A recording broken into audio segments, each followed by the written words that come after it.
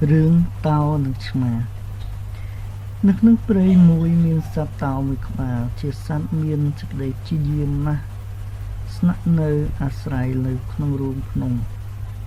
miên sát cận đôi mùi khỏa tay tay chôl một cắt rùm nơi sát tao nốt chi rơi nốt bèo đầy sát tao cùng cùng đầy lụ khung rùm khungថ្ងៃមួយក្រោយពីភ្ញាក់ពីដំណេកឡើងសត្វតោឃើញរួមខ្លួនរិចរលដូច្នេះដើរក្រហាយនឹងនឹកខ្នន់ខ្នាញ់នឹងសត្វកណ្ដោនោះណាស់ខំជាយាមលោតសង្គ្រប់ចាប់ប៉ុន្តែសត្វកណ្ដោលោតរត់ចូលរុនបាត់ចាប់ពីមិនបានសោះសត្វតោគិតថាបើសត្រូវតូចបុគ្គលមិនគូក៏បីចាប់ដោយការព្យាយាមពេកទេដើម្បីផ្ចាញ់សត្រូវនោះបុគ្គលក៏បីរកអ្នកដែលមានកម្លាំង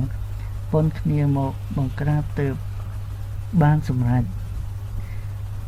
លុះគិតរកបាយក៏ឃើញដូច្នេះហើយសត្វតោក៏ចូលទៅក្នុងស្រុកធ្វើជាសេចក្តីស្និទ្ធស្នាលជាមួយនឹងសត្វឆ្មាមួយក្បាលដោយលួងលោមដោយលបងលួងលោមសត្វឆ្មានោះយកមកថ្នាក់ថ្នមរកចំណីសុទ្ធតែឆ្ងាញ់ឲ្យជាអាហារចិញ្ចឹមទុកនៅក្នុងរូងភ្នំជាមួយខ្លួនលំដាប់នោះសត្វកណ្ដោកាលបើឃើញសត្វឆ្មាមកនៅជាមួយសត្វតោដូចនេះហើយ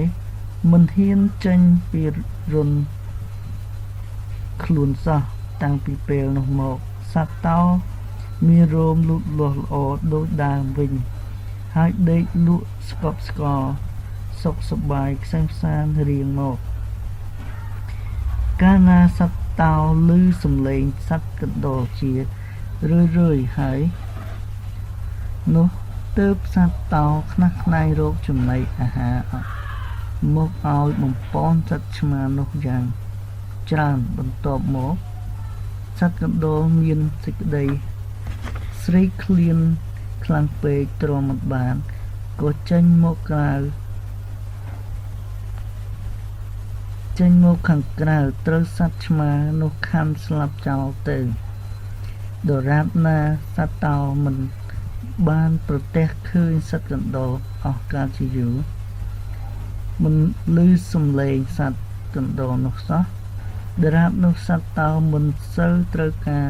ប្រើសត្វឆ្មាមិនរវល់អើពើនឹងគ្នានឹងឲ្យចំណែកសត្វឆ្មាឡើយឯសត្វឆ្មាកាលបើមិនមានអាហារគ្រប់គ្រាន់ក៏ស្គមស្គាំងថមថយកម្លាំងបន្តិចម្ដងរហូតដល់ស្លាប់ទៅ